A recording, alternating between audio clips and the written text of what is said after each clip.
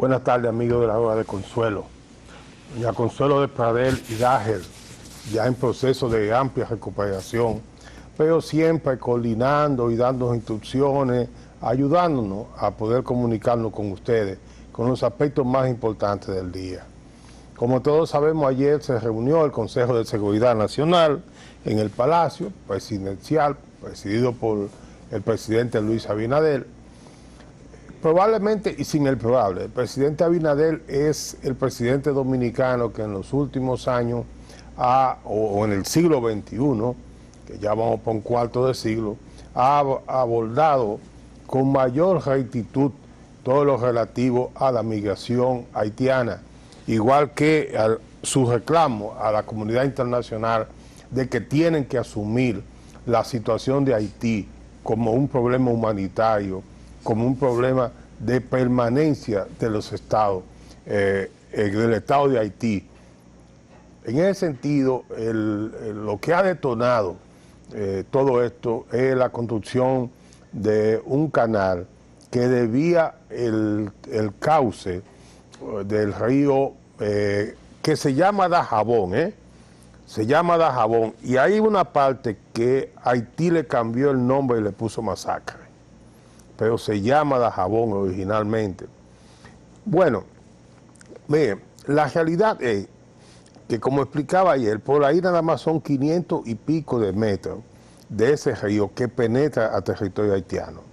Luego sale de nuevo ya a territorio de la provincia de Montecristi, entre Montecristi y Dajabón, y termina en el Océano Atlántico, pero del lado de la República Dominicana. Si la República Dominicana no fuera solidaria con Haití, ese río que tiene 50 y pico de kilómetros, casi 60, pudo haberlo canalizado y evitado que cruzara esos 500 metros hacia la República de Haití.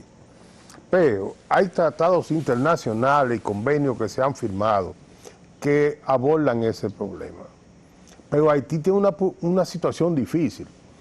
Y la dijo el presidente Abinader y casi no le hemos dado importancia ni connotación a esas declaraciones del presidente. El presidente Abinader ha dicho, es que no tengo interlocutor válido en la República de Haití. Y miren por qué el presidente tenía razón. ¿Qué dice hoy? Este es el periódico El Novelista de hoy. Vamos a ver si los muchachos lo colocan también, igual como lo tengo yo aquí, para que ustedes vean lo que dice el Novelista hoy. El periódico Novelista de hoy nos está dando las siguientes informaciones. Voy a comenzar a tratar de hacerla. Sí, ese es el periódico Novelista de Haití. ¿Qué nos dice? La traducción es, un comienzo tímido para el año escolar 2023. Oigan cómo está Haití. La fiebre de regreso a clase aún no ha llegado a las calles de Puerto Príncipe, donde algunos barrios están bajo el control de las pandillas. Algunas escuelas que abrieron sus puertas el lunes 11 de septiembre acogieron a un número muy reducido de estudiantes, mientras que otros no funcionaron en absoluto. Las escuelas públicas simplemente permanecieron inactivas. En cuanto a las ciudades de provincia, a excepción de las escuelas comunitarias, las multitudes aún no han regresado. O sea, ni siquiera pudieron comenzar. Pero ¿qué es lo más, para que ustedes vean, otra situación grave? ¿Y por qué es preocupante lo que dijo el presidente Abinader? No tengo interlocutores en Haití. Ponme de nuevo el periódico.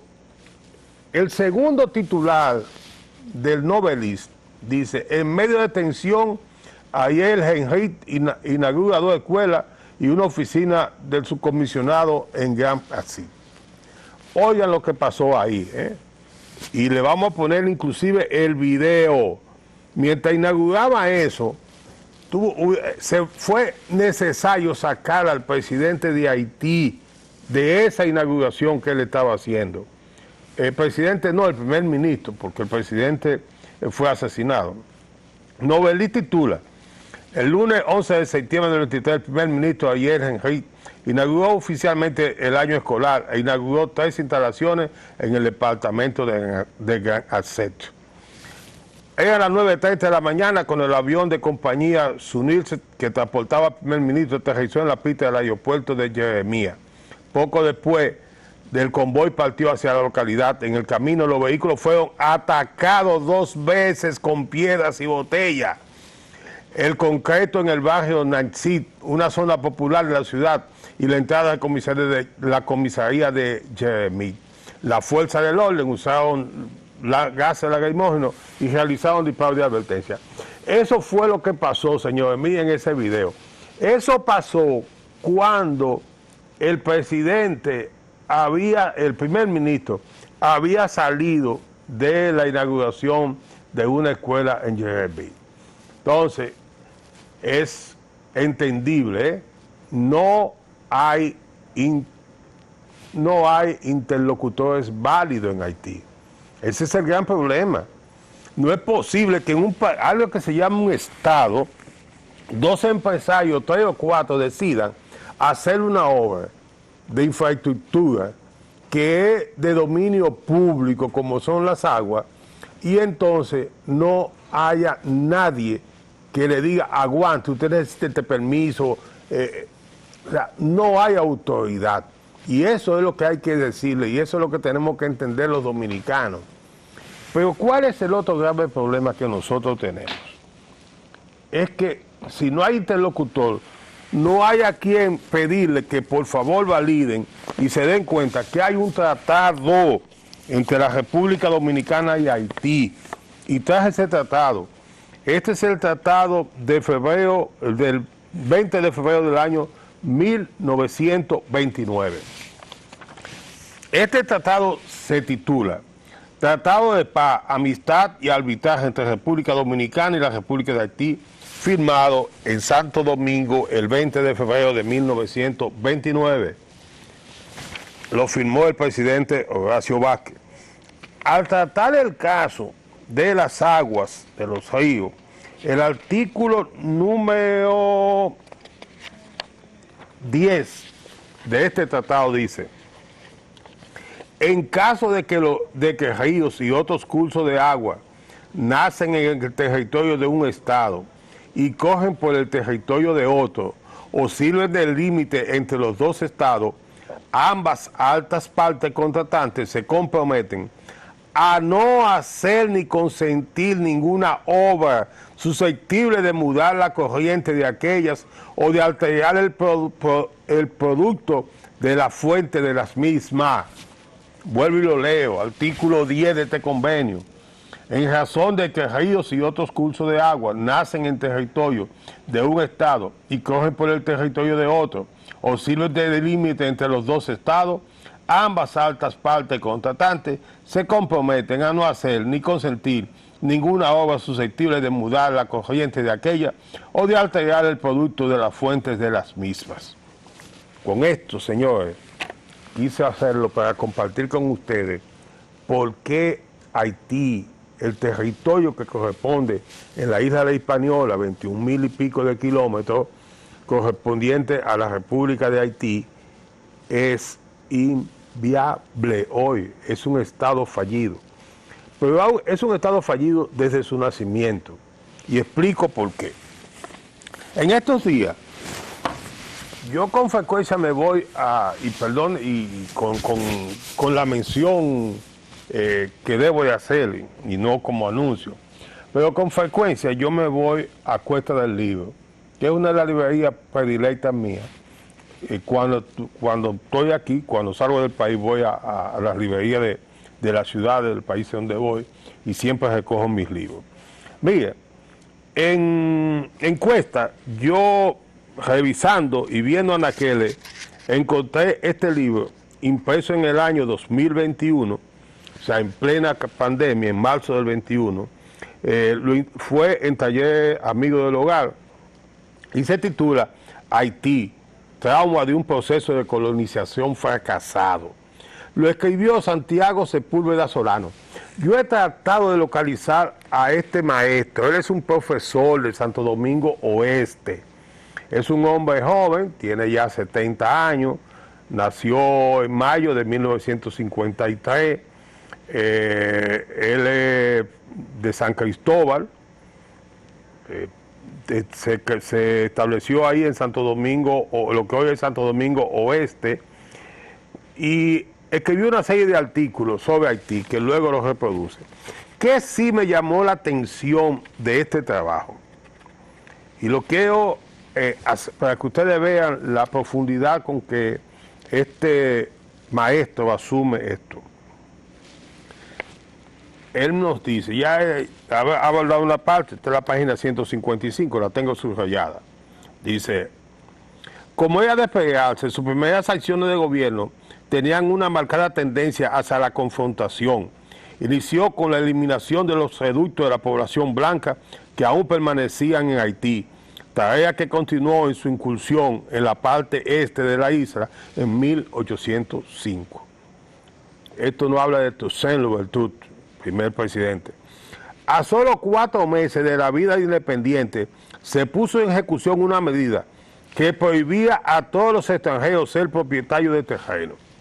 Más adelante, en su primera constitución, señala la prohibición de que los blancos se establezcan y tengan terrenos en Haití.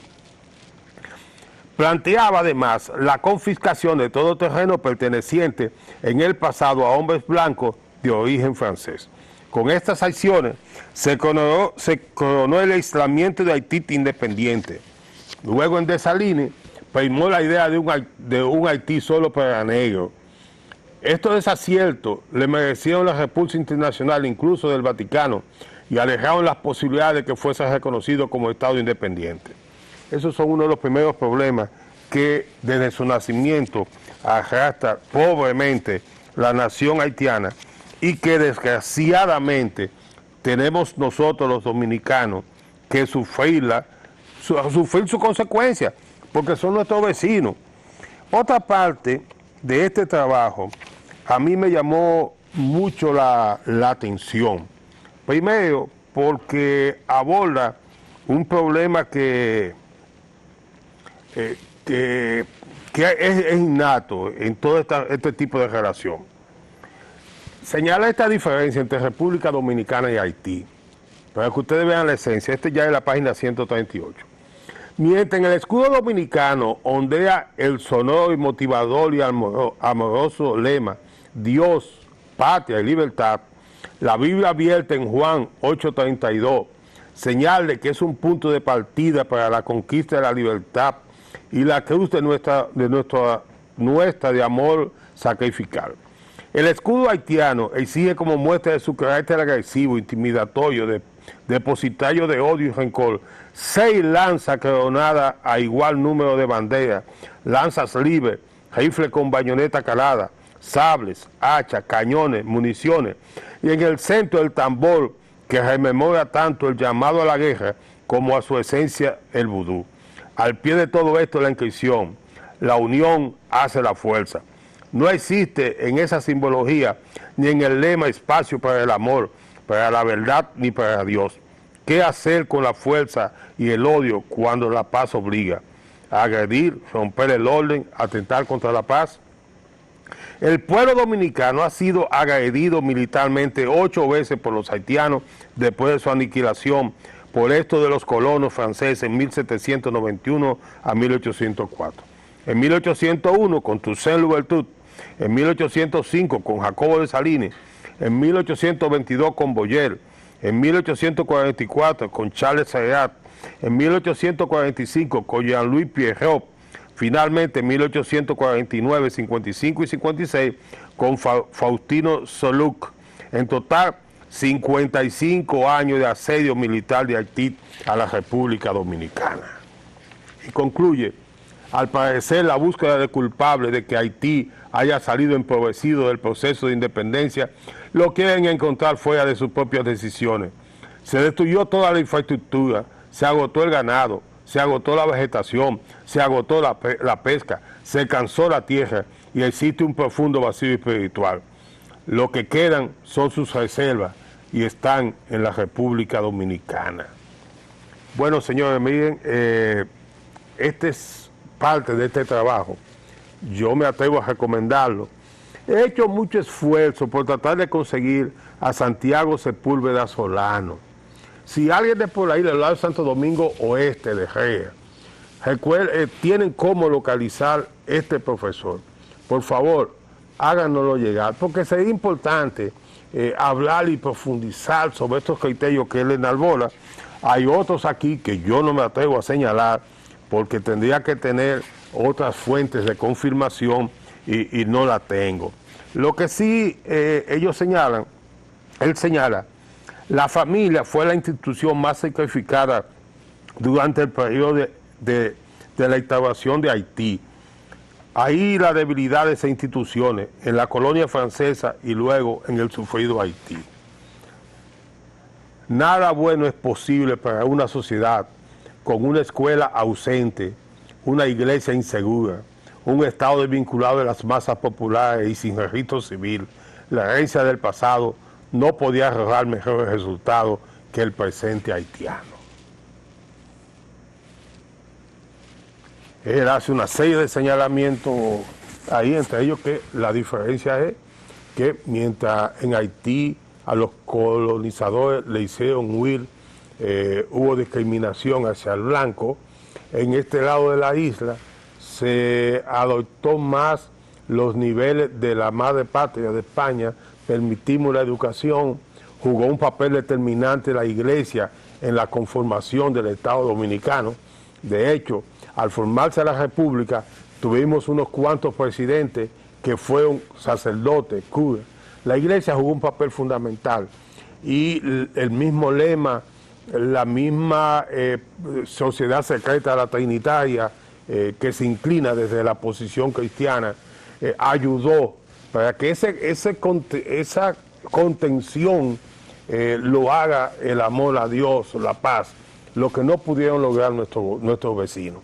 Así es que sobre esa base es que quiero no hacer mi comentario en sí, sino iniciar una conversación con una persona que le ha dedicado mucho tiempo a asumir el caso de la migración haitiana.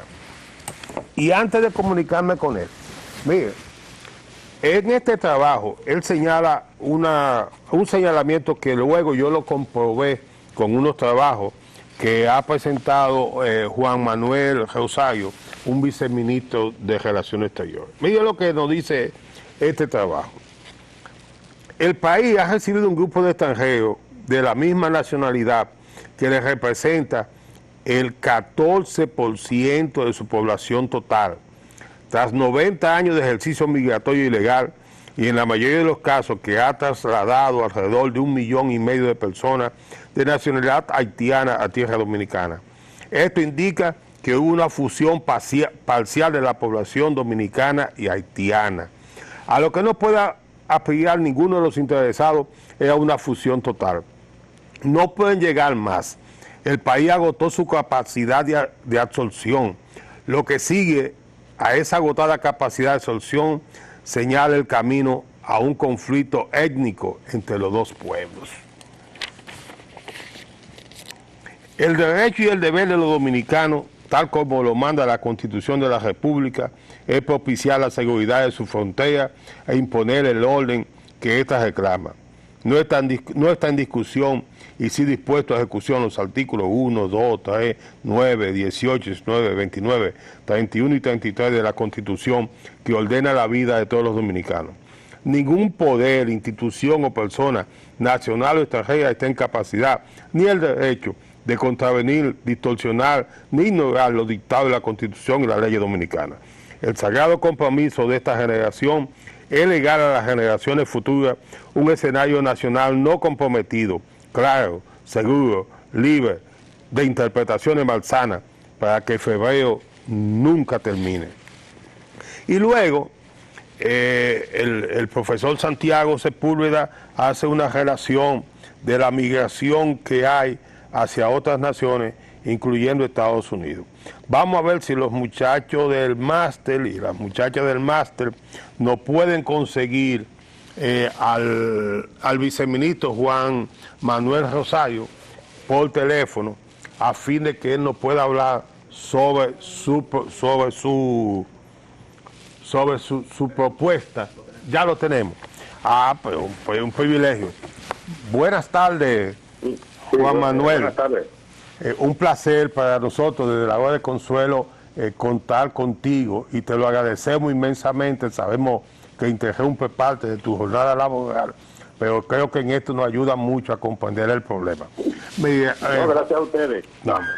Yo recibí un informe que tú preparaste con relación a la migración, y Consuelo nos la hizo llegar. Tu propuesta para un pacto sobre política migratoria. Realmente me ha impresionado mucho la profundidad del trabajo que has hecho, y todavía más la sustentación en documentación y estadística con lo que tú lo sustentas. Si tú pudieras ayudarnos pudieras explicarle a los oyentes y televidentes de la hora de Consuelo cuáles son los criterios que tú tienes, y danos detalles de este pacto sobre la política migratoria. Bueno, primero, buenas tardes a los televidentes y a ustedes, reiterarles también las buenas tardes. Mire, la República Dominicana ha estado metida en un problema que tiene que ver con su soberanía. Y uno de esos problemas, de tantos problemas, es que en el país cada cierto tiempo los funcionarios o algunos funcionarios se arrogan el derecho a tomar decisiones unilaterales o tomando medidas discrecionales en esos aspectos que tienen que ver con la soberanía. Y eso ha traído consecuencias negativas para el país. O sea, cada quien aplica la ley de migración como él entiende que debe aplicarla. Eso ha hecho muchísimos daños. Por ejemplo, nosotros determinamos en la ley de migración, en el artículo 151, hacer un plan de regularización.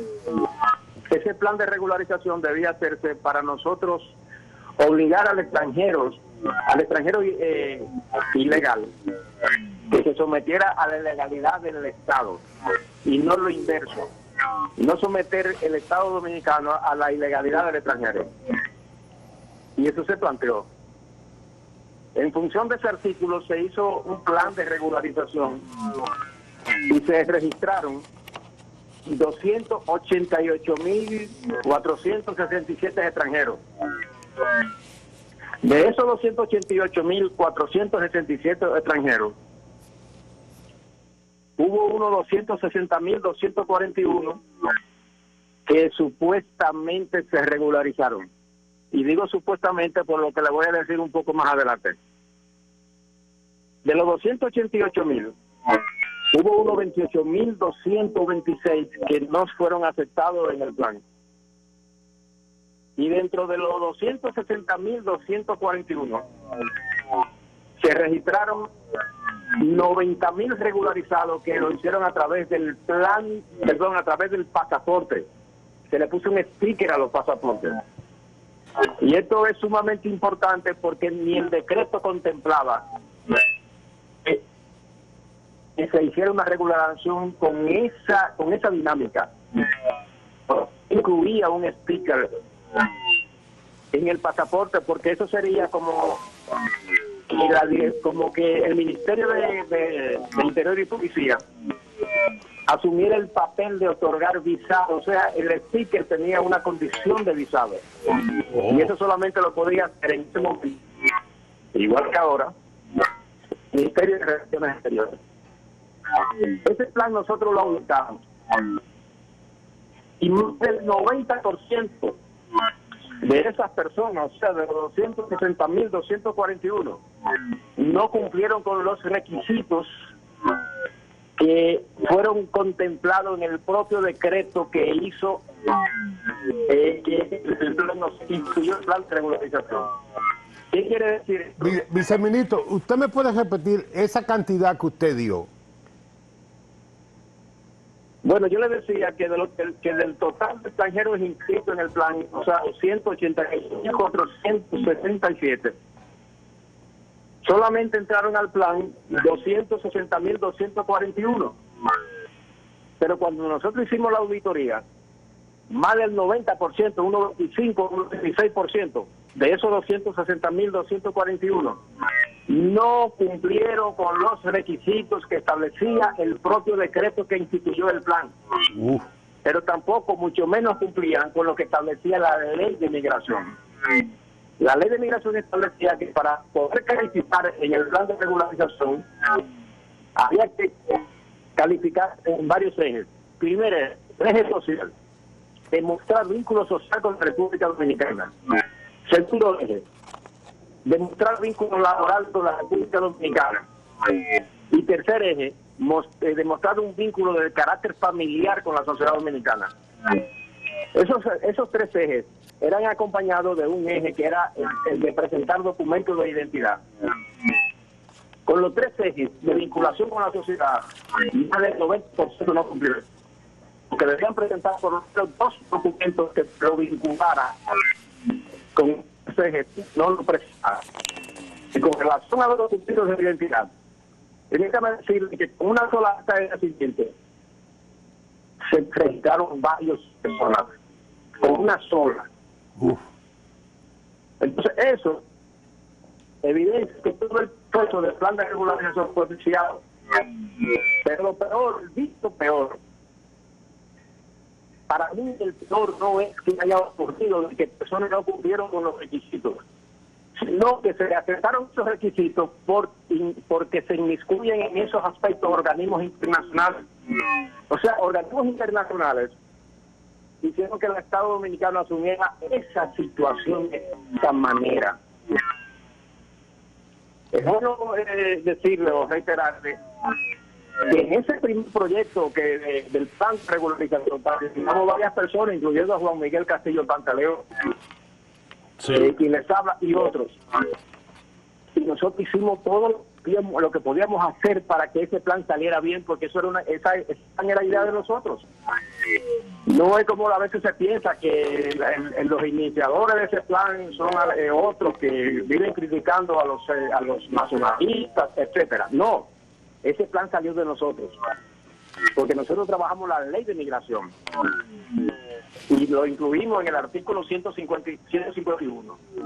Entonces, ¿qué pasa?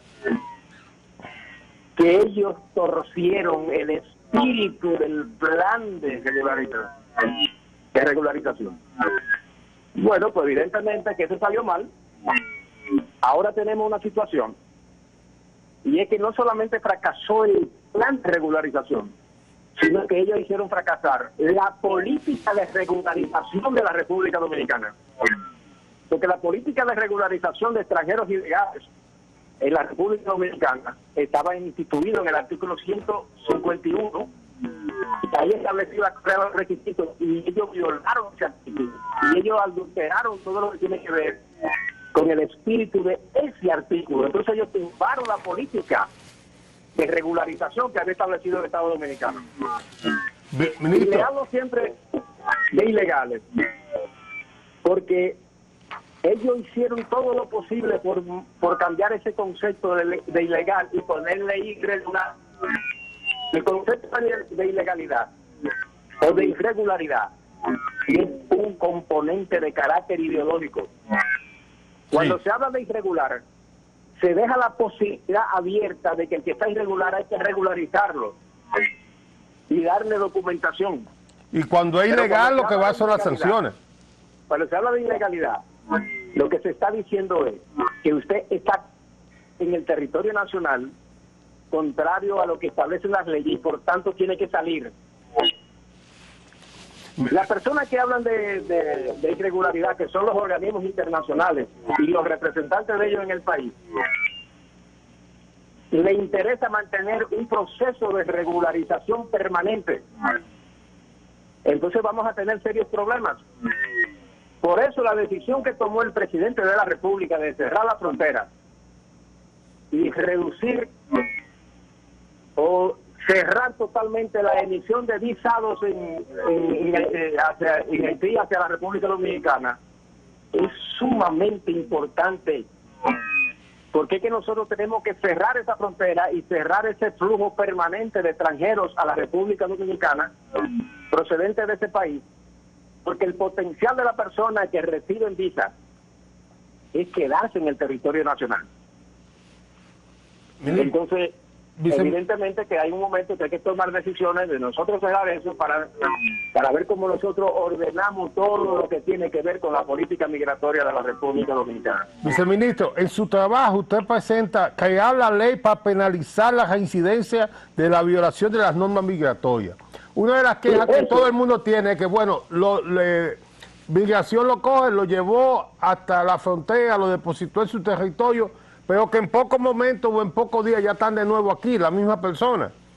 Entonces, si usted no puede explicar por qué estos criterios que usted está proponiendo.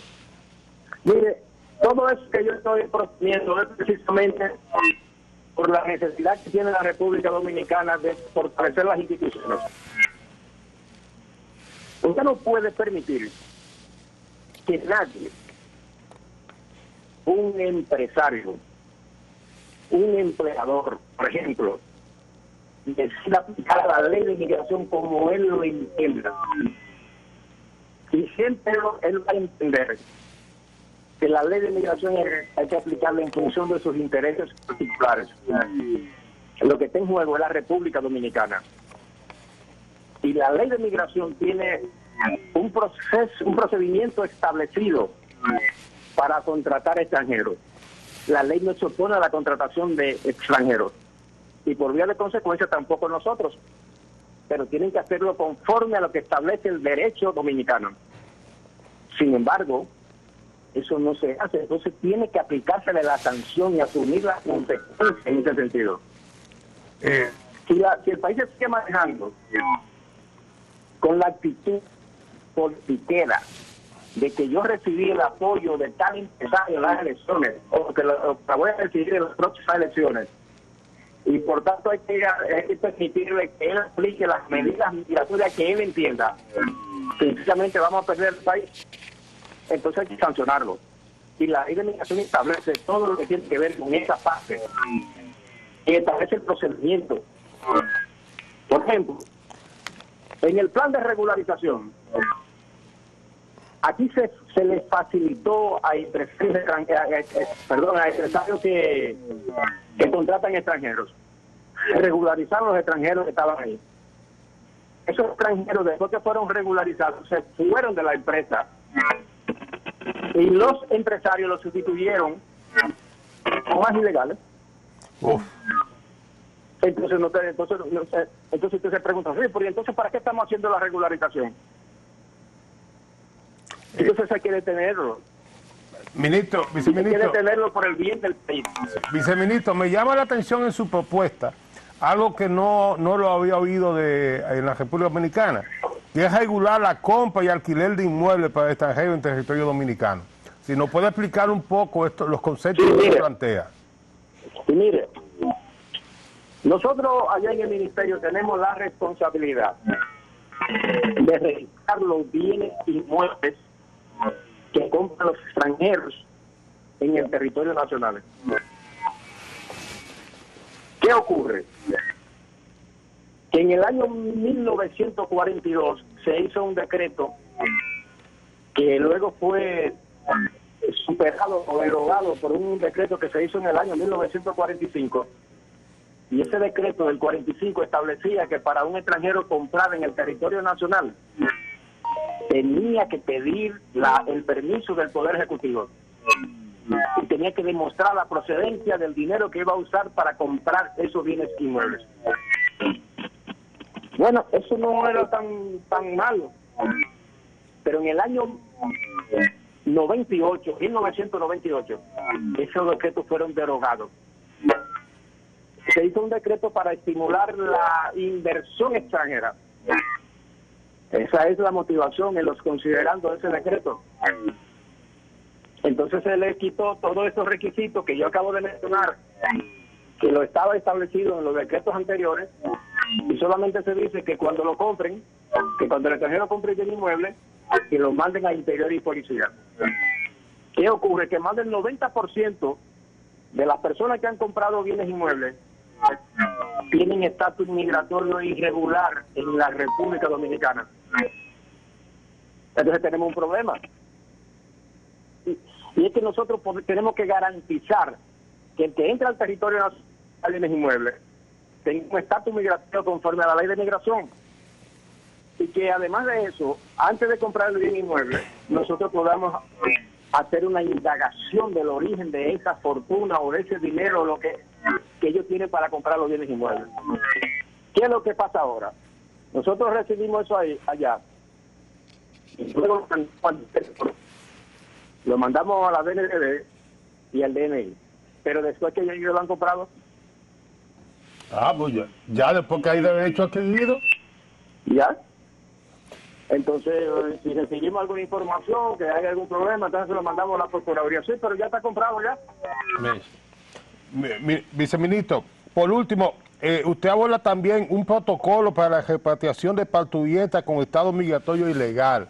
Ese es otro de los grandes problemas que tiene República Dominicana, la gran inversión del Estado en parturientas migrantes irregulares y el negocio que eso está representando para mucha gente que trae esas mujeres solo a dar a luz aquí a país, con las consecuencias también. Por favor, si usted pudiera ayudarnos a comprender más este planteamiento que usted hace.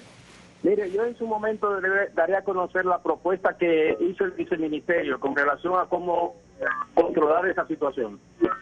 Prescribimos el Consejo Nacional de Migración. Pero permítame decir que con relación a esa situación se ha estado manejando un populismo vulgar en materia de derechos humanos. Eso no es un populismo.